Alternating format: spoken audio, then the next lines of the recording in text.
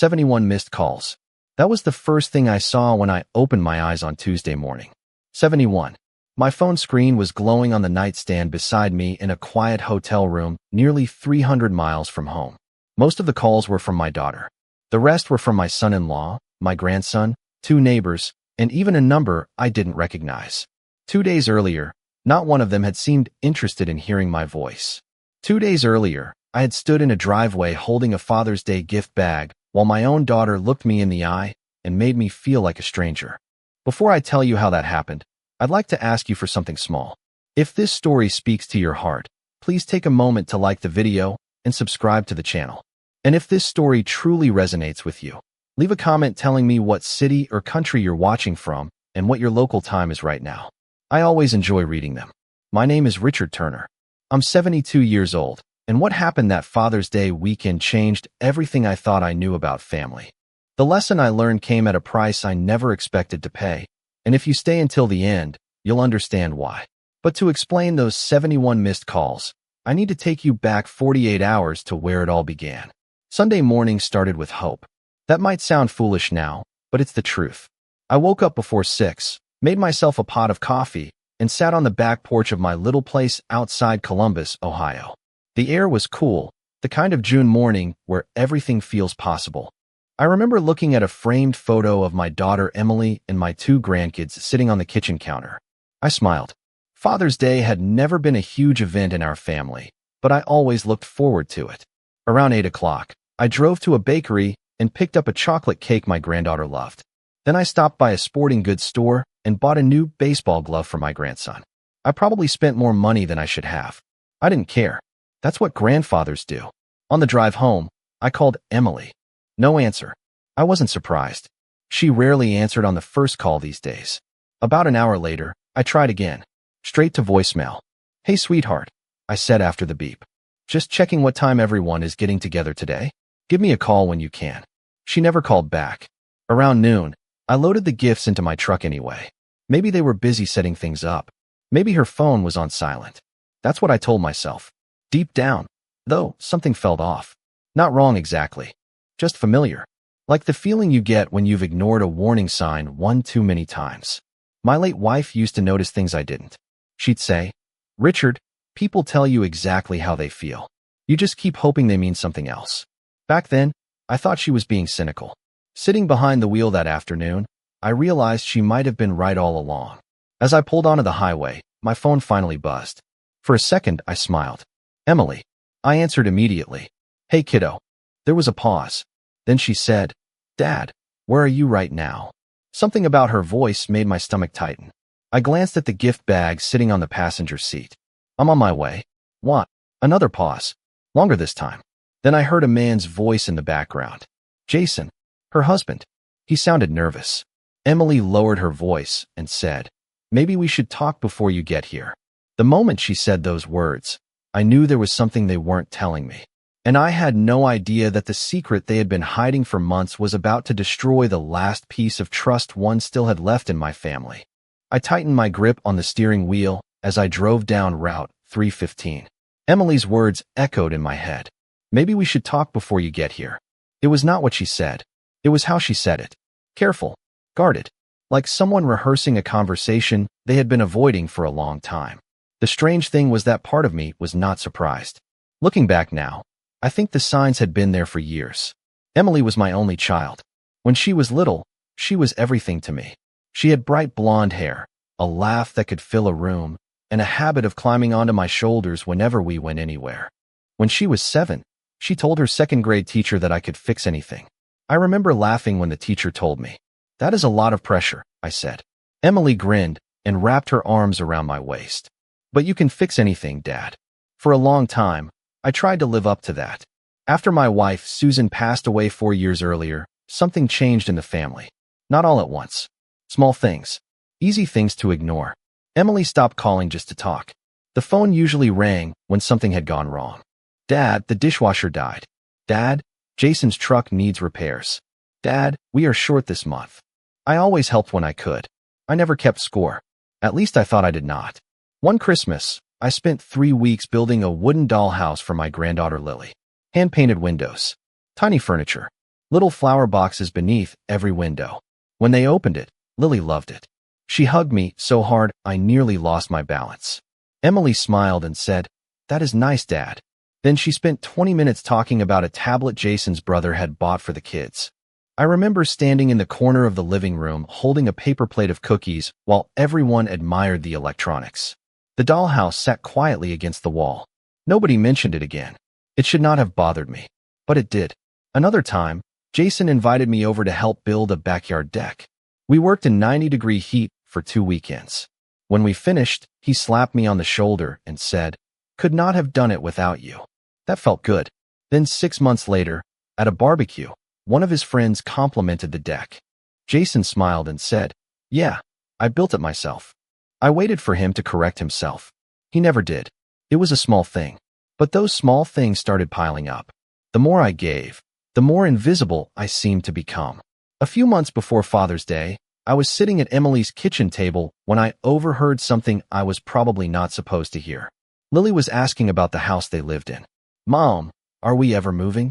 Emily laughed. "Why would we move? We are staying right here." Then Lily asked, "Who owns the house?" Emily answered so quickly she probably did not think about it. "Well, basically we do." I remember looking down into my coffee cup. Because legally, that was not true. Not even close. Emily never noticed my reaction. Neither did Jason. That conversation stayed with me. Not because of the house itself. Because of the confidence in her voice. The certainty. As if something had quietly become hers simply because enough time had passed. As I drove toward their neighborhood that Father's Day afternoon, I thought about all of those moments. The forgotten thank yous. The assumptions. The little dismissals. None of them seemed huge on their own. But together they painted a picture I had spent years refusing to see. Then my phone buzzed again. Another message from Emily appeared on the screen. I glanced down at a red light and read 6 words that made my stomach sink. "Dad, please do not make this harder." I stared at the message for a few seconds while traffic rolled past me. "Dad, please do not make this harder." A year earlier, I would have called immediately. I would have apologized for something I had not even done yet. I would have asked what was wrong and tried to smooth everything over before anyone felt uncomfortable. That had been my role for most of my life. Fix the problem. Carry the weight. Keep the peace. But that afternoon, for the first time in a very long time, I did not call back. I set the phone down and kept driving. Even I was surprised by that. A few months earlier, something had happened that I had not told many people about. After 43 years working as an electrical contractor, I finally sold the business I had built from the ground up. It was not a huge company, just a respected local operation with a good reputation and loyal clients throughout Central Ohio. The sale gave me more financial security than I had ever expected. Not private jet money, not mansion money, just enough to enjoy whatever years I had left without worrying about bills. The funny thing was that I never made a big announcement. I did not want attention, but somehow word spread through the family. Suddenly people who had barely called in months seemed interested in my schedule. Emily started inviting me to more dinners. Jason asked for my opinion about investments. Even his tone changed. "You earned it, Richard," he told me one evening. Most people never build something like that. At the time, I appreciated hearing it. Now I was not so sure. Looking back, I realized those conversations started around the same time. The questions became more personal. What are you planning to do with all that extra money? Are you thinking about downsizing? Have you updated your estate plans? They were always framed as concern, always casual, but they kept coming. One night during dinner, Jason laughed and said, "You know, with housing prices these days, the kids are probably going to be living with us until they are 40. Emily smiled and replied, "Unless Grandpa decides to leave them a few surprises." Everyone laughed. I laughed too. But I noticed they both looked at me afterward, waiting for something. A promise. A reassurance. Something. I changed the subject. Another time, Lily asked, "Grandpa, are you rich?" Emily immediately said, "Lily, do not ask people that." Then she looked at me and added, "Although you are doing pretty well these days." It was a joke. At least it sounded like one. But there was something underneath it that I could not quite name. As I drove closer to their neighborhood, those memories kept surfacing. Little moments, little comments, little expectations. The kind that seem harmless until you stack enough of them together. Then they start forming a picture. My phone rang again. "Emily." I let it go to voicemail. That had never happened before. Not once. A few seconds later, another message appeared. This one was shorter. Much shorter. I read it at the next stoplight, and for the first time all day, I felt something cold settle in my chest. It said, "Jason's family is already here. Please do not create a scene when you arrive." Suddenly, I was no longer wondering whether something was wrong. I was wondering what they had already decided about me before I ever got there. By the time I turned into Emily's subdivision, the feeling in my chest had become impossible to ignore. It was not anger yet. It was something heavier. The kind of feeling you get when you realize everyone else has been having a conversation without you. Her house, set near the end of a quiet cul-de-sac. Cars lined both sides of the street. I recognized most of them. Jason's parents, his sister, his brother-in-law, friends from church. The backyard was already full. I could see balloons tied to the fence and folding tables covered with food. Children were running through the grass. For a second, I told myself I was overthinking everything. Maybe Emily was stressed. Maybe I was being sensitive. Then I stepped out of the truck carrying the gifts and noticed something strange. Several people looked at me, then quickly looked away. Not one person waved. Not one person smiled. Jason's mother, Carol, was standing near the driveway talking to two women. When she saw me, her expression changed immediately. She looked uncomfortable. "Richard," she said carefully, "I did not know you were coming." I forced a smile. "It is Father's Day." Carol nodded but said nothing else. The silence felt awkward. Before I could respond, one of the women beside her said, "I guess things worked out after all." Then she suddenly stopped talking. The other woman nudged her elbow.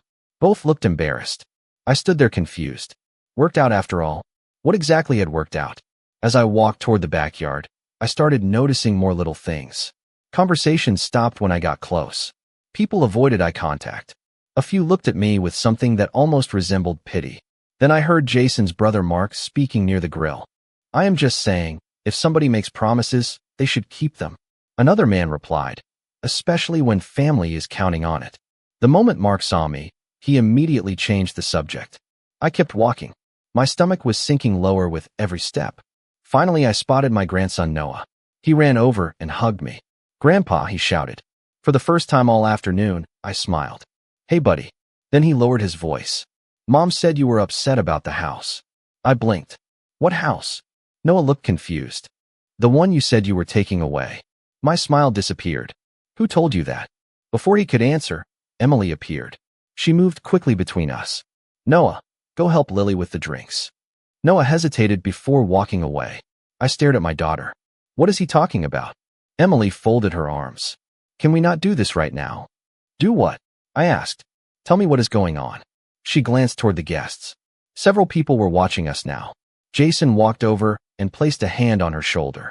"Richard, maybe this is not the time." I looked from one face to the other. Someone needs to explain why half the people here seem to think I threatened my own family. Neither of them answered immediately. That silence told me more than words ever could.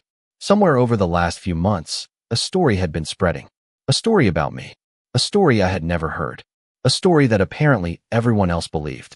Then Emily took a deep breath, looked around at the gathering crowd, and opened her mouth to say something that would change everything. For a moment, nobody spoke. The music from the backyard speakers kept playing, kids kept running across the grass, and somewhere near the grill a bottle of soda hissed open.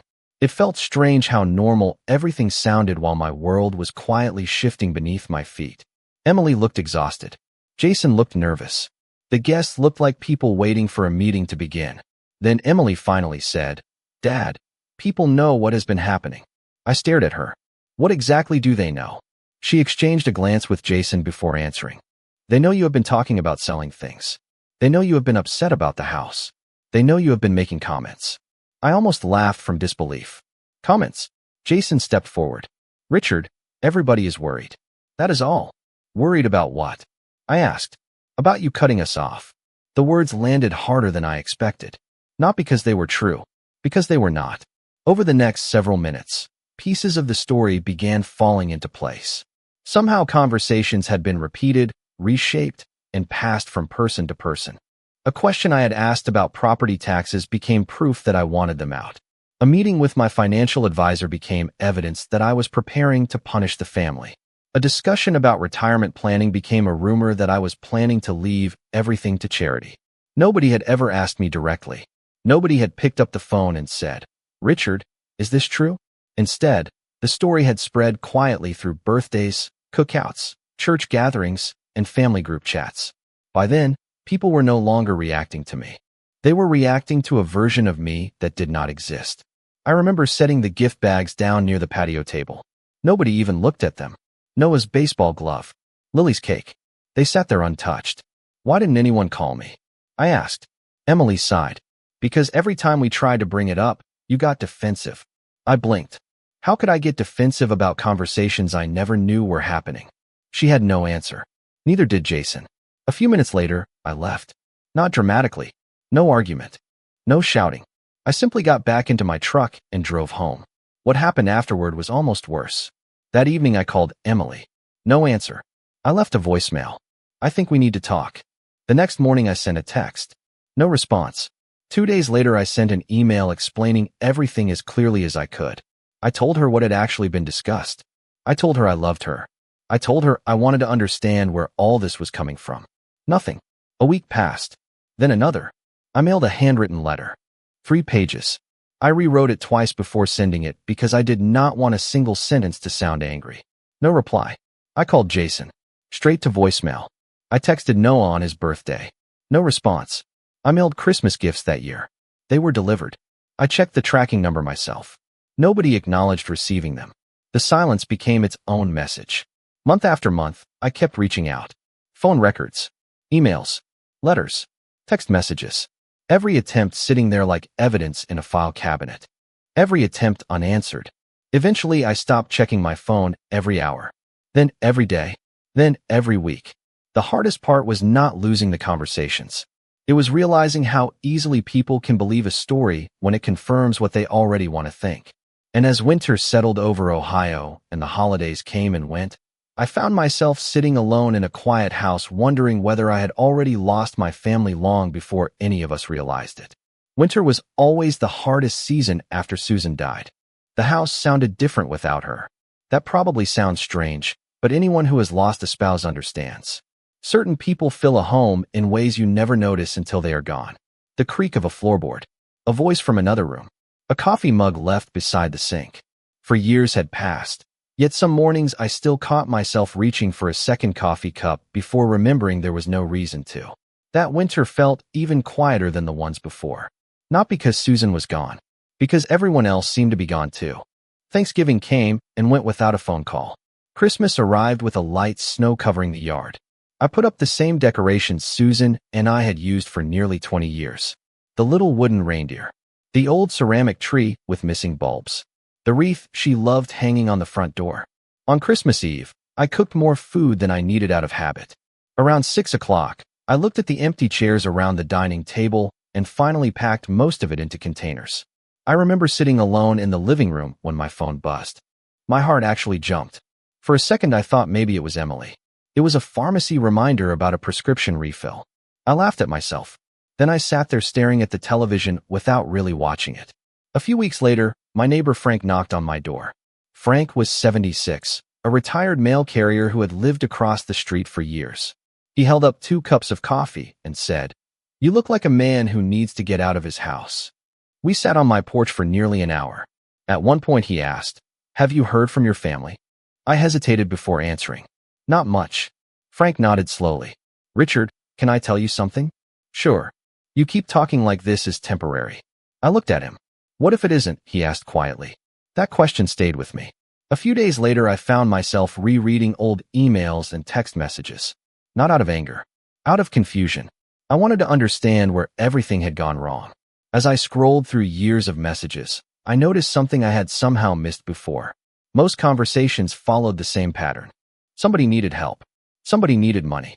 Somebody needed a favor. Somebody needed me to solve a problem. There was very little curiosity about my life. Very few questions. Very little interest in how I was doing.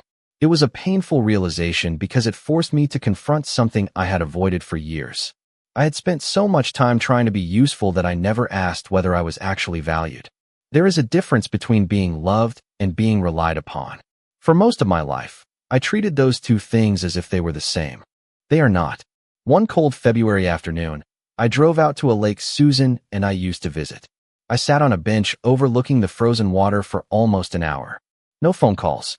No messages. No interruptions. Just silence. And for the first time in months, that silence did not feel like punishment. It felt honest. When I got back home that evening, I opened the mailbox and found a thick envelope from a law office. I immediately recognized the letterhead. It belonged to the attorney who had handled the sale of my business. I stood there in the driveway holding the envelope while the wind rattled the bare tree branches overhead. I had no idea that opening that letter would become the first step toward changing the entire direction of my life. The envelope sat on my kitchen table for nearly an hour before I opened it. Not because I was afraid of what was inside. I was simply tired of surprises. When I finally slid my finger beneath the seal, I found a letter from my attorney along with several documents I had not reviewed in years. Most people would have seen paperwork. I saw a reminder of choices I had made decades earlier. One document in particular caught my attention. It listed several properties and assets that were still entirely under my control. I read every page twice.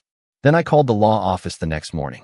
"Richard, good to hear from you," my attorney, David Mercer, said. "What can I do for you?" "I think it is time for a review," I told him. "A full review." There was a pause. "That sounds serious." "It is." Over the next several weeks, I started doing something I had not done in years. I started paying attention to my own life. Every Tuesday morning, I drove downtown and met with David. Every Thursday, I attended a retirement workshop at the community center. I began walking 2 miles every morning before breakfast. I cleaned out closets that had been untouched since Susan passed away. One afternoon, I found an old tackle box we used during fishing trips. Instead of putting it back on a shelf, I drove to a sporting goods store and bought a new fishing rod. The following Saturday, I spent 6 hours beside a lake without looking at my phone once. It felt strange at first. Then it felt peaceful. A few months later, Frank knocked on my door again. "You look different," he said. "Different how?" I asked. "Like you finally stopped waiting." I laughed.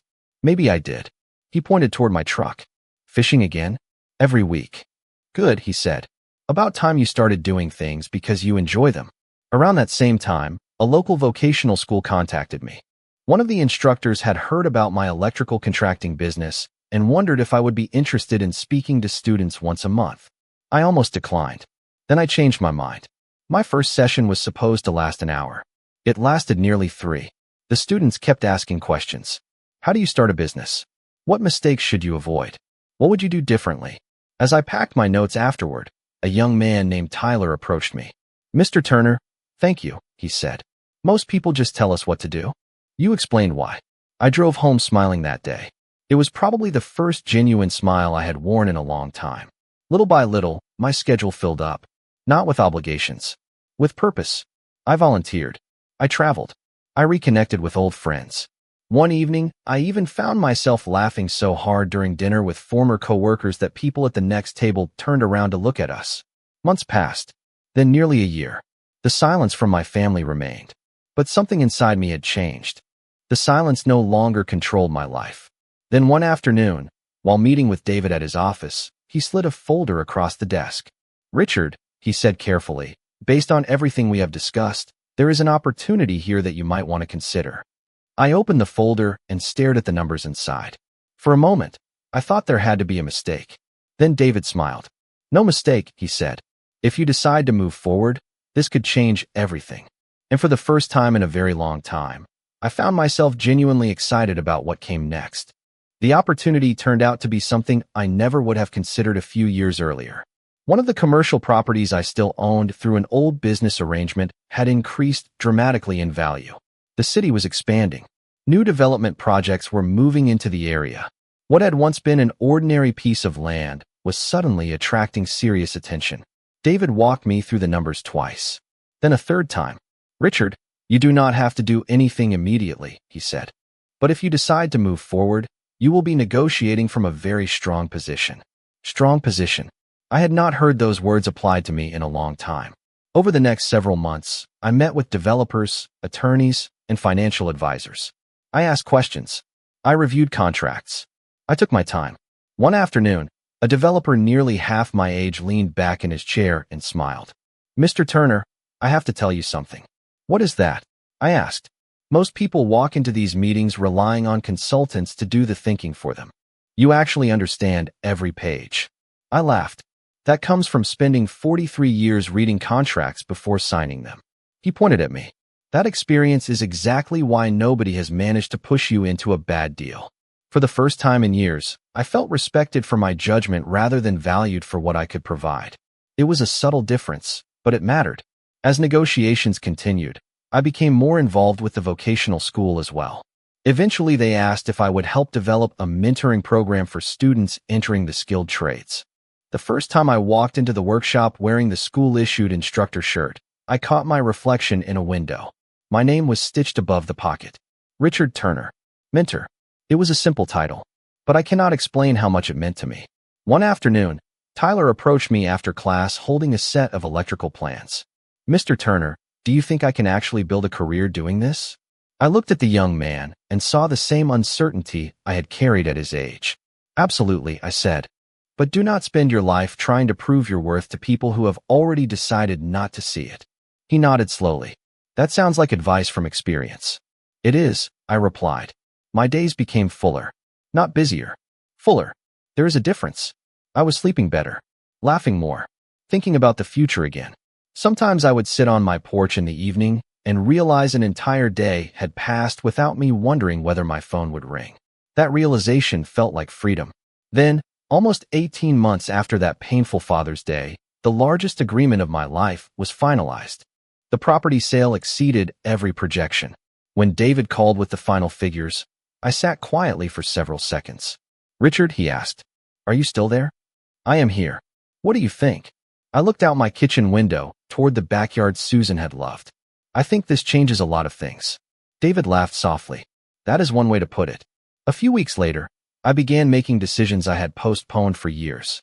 Decisions about where I wanted to live, how I wanted to spend my remaining years, and what kind of life I wanted moving forward. The strange part was that nobody in my family knew any of this was happening. Not yet. And as I sat in that hotel room on a Tuesday morning staring at 71 missed calls on my phone, I realized they had just discovered what I had already known for days. I sat on the edge of the hotel bed and stared at the screen. 71 missed calls. 23 voicemails. More text messages than I could count without scrolling. The oldest missed call had come in just after 7 the previous evening. The newest was less than 3 minutes old. I set the phone down and walked over to the window. The Gulf of Mexico stretched across the horizon beyond the hotel parking lot. Palm trees moved gently in the morning breeze. It was peaceful, strangely peaceful considering the chaos waiting inside that phone. I had spent the previous 2 days in Naples, Florida. The paperwork was complete. The decisions had been made. The moving company had done its work. Several assets had already been transferred or sold. Most importantly, the property connected to Emily's living situation was no longer part of the future everyone had apparently imagined for themselves. The strange thing was that nobody had seemed interested in my plans while I was making them. Only after the consequences became real did the phone begin ringing. I finally pressed play on the first voicemail. "Dad, please call me back." Emily sounded out of breath. There has to be some mistake. The second voicemail was from Jason. "Richard, we need to talk immediately. Please call us." The third was from Emily again. "Dad, why would you do this without telling us?" I stopped listening. Not because I was angry, because I already knew what the next 20 messages would sound like. Nobody was asking how I was doing. Nobody was asking whether I was happy. They wanted information, explanations, reassurance. For years, I would have rushed to provide all three. This time I made coffee instead. Around noon, my phone rang again. "Emily." I watched the screen until it stopped. A minute later, it rang once more. Then again. Finally, I answered. "Hello." Silence. Then a sharp breath. "Dad." "Yes." Another pause. "Where are you?" The question almost made me smile. Not because it was funny, because it revealed so much. "I am doing well," I replied. "Thank you for asking." Silence again. Much longer this time. "Dad," she said carefully. "People are trying to figure out what happened." "Which people?" I asked. "Everyone." I walked slowly back toward the window. "I see." Her voice grew more urgent. "We were told the property was sold. It was. And the house." What about it? Dad. She stopped herself. Can we meet? There it was. Not a demand. Not an accusation. A request. The balance had shifted. For the first time in years, I was the one deciding what happened next. We agreed to meet 2 days later in Columbus after I returned. A quiet conference room inside David Mercer's office. Neutral ground. No audience. No distractions. No rumors. Just facts. When I arrived that afternoon, David was already waiting. Emily and Jason arrived 10 minutes later. They looked exhausted. Older somehow. Nobody spoke during the first few moments. The air felt heavy. A pitcher of water sat in the center of the table untouched. Finally, Emily looked at me and said, Dad, there are things we do not understand. I folded my hands and nodded. I know. Jason glanced toward David. Maybe somebody should explain exactly what is going on. David opened a folder and adjusted his glasses. Emily's eyes followed the movement. So did Jason's. The room became completely silent. And just before David began revealing the one fact nobody besides him and me had known all these years, I realized their entire understanding of the past was about to change. David opened the folder and placed 3 documents on the conference table. He did not rush. He did not dramatize anything. He simply turned the papers toward Emily and Jason. Before we continue, he said, I think there is one important misunderstanding we need to clear up. Emily leaned forward. Jason did the same. I remained silent. The property you have been discussing, David continued, was never transferred to either of you. Emily frowned. What does that mean? David adjusted his glasses. It means exactly what it sounds like. The property remained solely under Richard's ownership the entire time. Jason blinked several times. That cannot be right. David slid another document across the table. These are the recorded ownership records. The room became very quiet. Emily studied the pages. Then she looked at me. Dad, we always thought. She stopped. For the first time since arriving, she seemed genuinely uncertain. David continued. There is more. Richard also covered several major expenses connected to the property over the years. He pointed toward another page. Insurance, structural repairs, tax assessments, emergency maintenance, all paid directly by him. Jason's expression changed. Nobody told us that. David looked at him carefully. Nobody asked. That sentence hung in the air. Nobody argued with it. Emily slowly turned another page. Her face had become pale. I do not understand. David nodded. That is fair.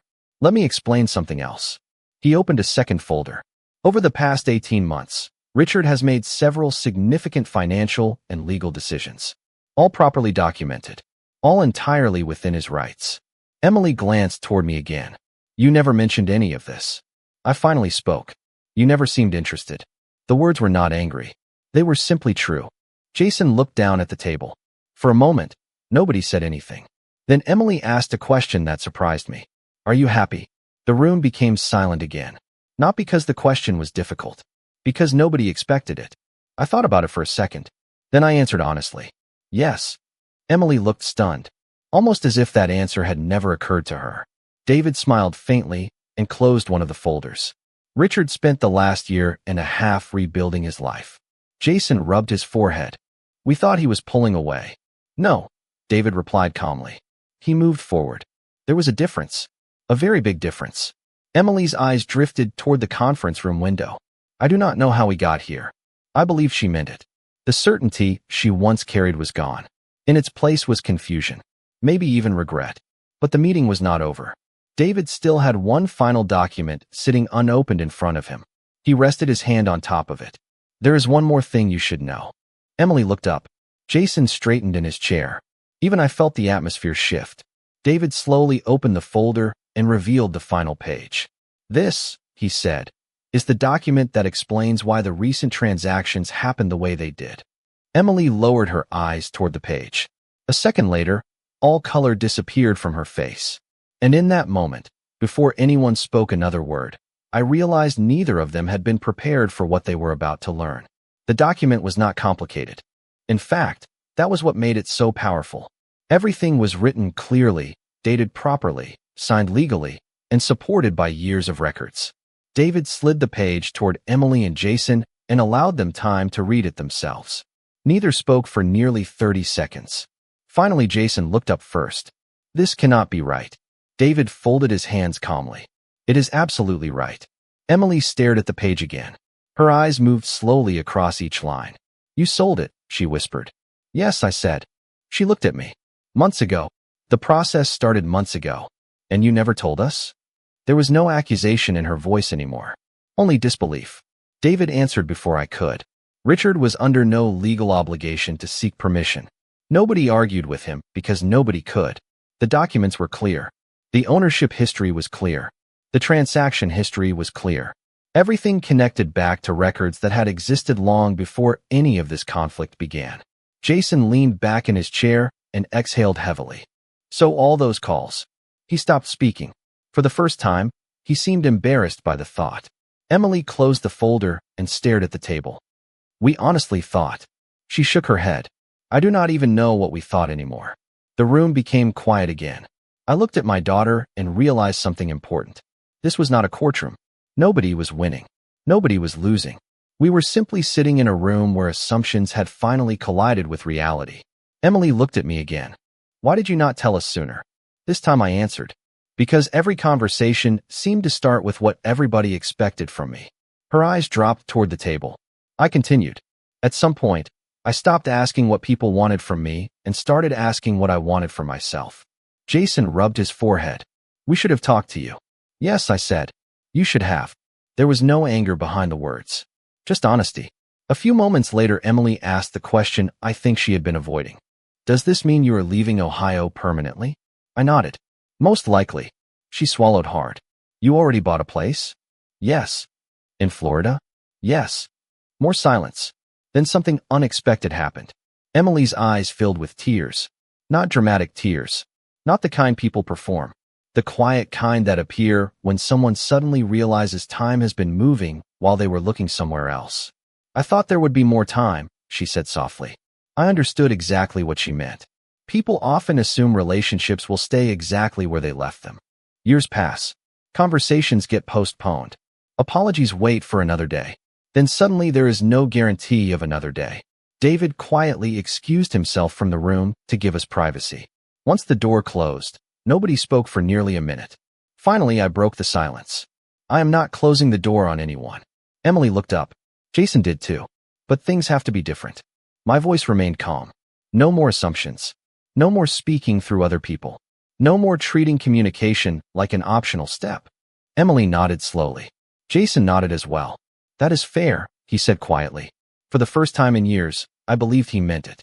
Yet even then, something remained unresolved. Trust does not return simply because facts are revealed. Understanding can happen in an afternoon. Repair takes much longer. As we stood and prepared to leave the conference room, Emily hesitated near the door. Dad, yes.